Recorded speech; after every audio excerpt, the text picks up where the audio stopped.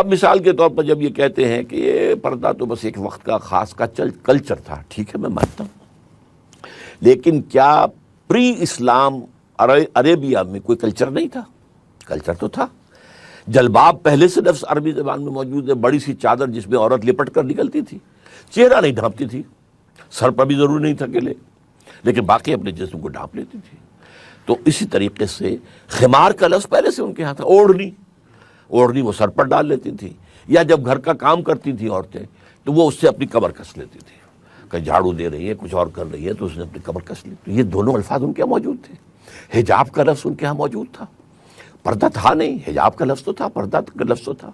تو اصل میں جو بھی کلچر تھا عرب کا، اس میں مائنس پلس کر کے اسلامی کلچر بنا دیا گیا۔ لیکن اب یہ کلچر ہمیشہ کے لیے ہے، اب یہ مستقل کلچر ہے کہ جو حضور نے بنایا ہے۔ جیسے حج کا معاملہ پہلے بھی ہو رہا تھا، لیکن اس میں کچھ انہوں نے قطر بیعت کر دی تھی۔ قریش جو ہیں وہ کہتے تھے ہم تو حرم والے ہیں، حرم کے متولی ہیں، حرم کے باہر ہم نہیں جائیں گے، تو وہ عرفات نہیں جاتے تھے۔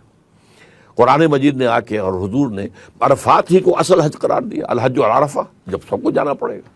تلبیہ میں انہوں نے شرک شامل کر دیا تھا، وہ نکال دیا، تو مائنس پلس کر کے اس حج کے نظام کو دوبارہ زندہ کر دیا۔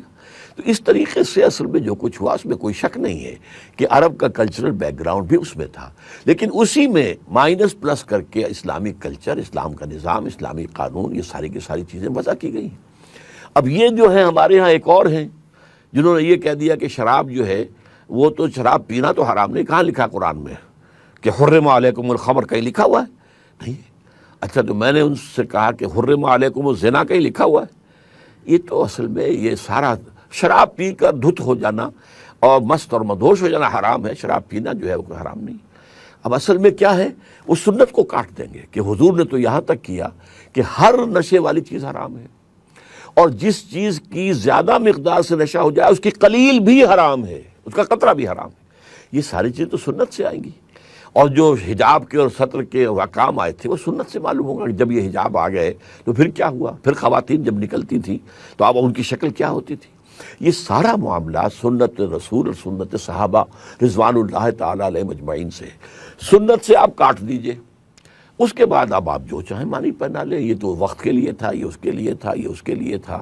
حالانکہ اصل میں قرآن مجید اور سنت رسول یہ دو مستقل بنیادیں ہیں، سورسز ہیں اسلامی شریعت کی اور اسلامی نظام کی اور اسلامی تہذیب کی، اس حوالے سے میرے نزدیک۔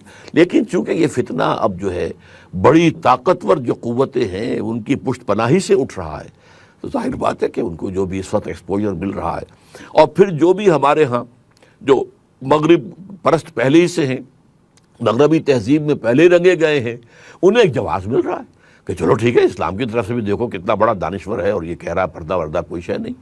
آپ نے بتایا، یہ میرے علم میں تو نہیں تھا کہ سلیو لیس بھی کی کوئی ایسی ممانعت نہیں، رقص کی کوئی ممانعت نہیں، فلاں چیز کی ممانعت نہیں۔ تو میں نے ایک دفعہ ہمارا سیمینار ہوا تھا، میں نے کہا تھا ہاں رقص، لیکن ایک رقص جسم ہے، ایک رقص جان ہے۔